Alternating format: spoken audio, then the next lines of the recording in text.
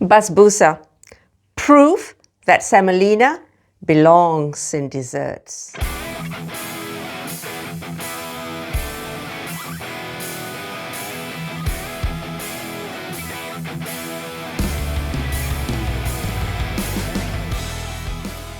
Hey folks, I'm Azlin Bloch from linsfood.com and Singaporean Malaysian recipes.com. This is going to be on linsfood.com, where you'll find so many Middle Eastern and North African recipes. We are going to make basbousa, the Middle Eastern dessert that says one bite is never enough, and it might just ruin you for all other cakes. Basbousa, a favorite Middle Eastern semolina cake found across the Middle East, North Africa, and also with slight variations across the Mediterranean. It's nutty, it's buttery, it's soaked in syrup, and it keeps moist for days after you bake it. In fact, it's better the next day. Let's dive straight into it, shall we? You need the simplest ingredients to make basbousa. Full list below the video. So our first step is to soak the semolina and butter. Mix it well. Make sure every grain is covered with that melted butter. Set aside.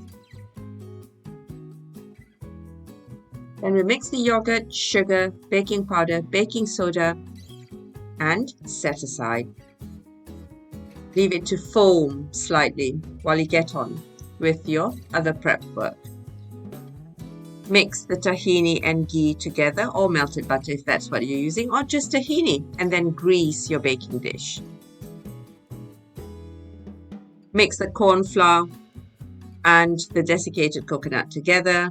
Tip this into your soaking semolina and mix it all well. Pour your yogurt and milk, the milk isn't in the video, yogurt, mixture and milk, and fold it gently. Don't overmix. Then tip this into your ready baking pan, the greased baking pan, and pat it down with your spatula, or my preferred method, your fingers. Then cut squares or diamonds, or you could just score it and cut it after baking. This is completely up to you. Wipe your knife to create clean cuts, and when you're done doing this, top each square or diamond with a whole almond.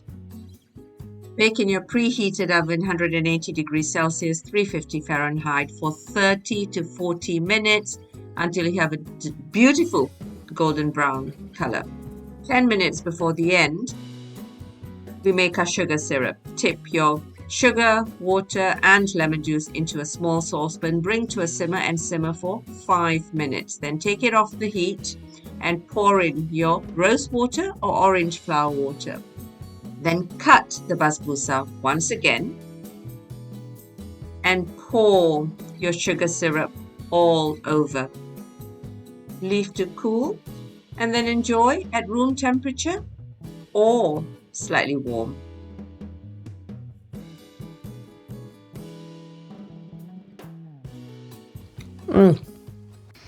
Soft, syrupy, buttery, and utterly irresistible.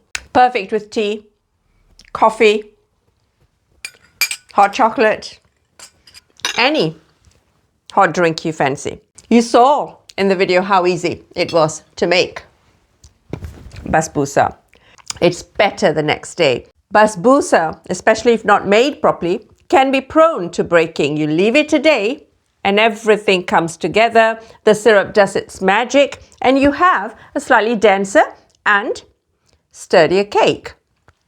It will keep for days covered, left on your kitchen counter, if you don't eat it all on the first day. You'll find the full recipe on linsfood.com as usual, with descriptions, explanations of the ingredients and variations of the recipe, and alternative names around the region. So don't forget to thumbs up this video and subscribe and turn that notification button on for more recipes from the Middle East, and also from my childhood homes, Singapore and Malaysia.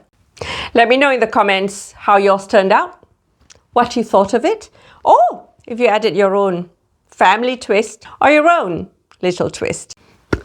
Thanks for watching. I shall see you guys real soon.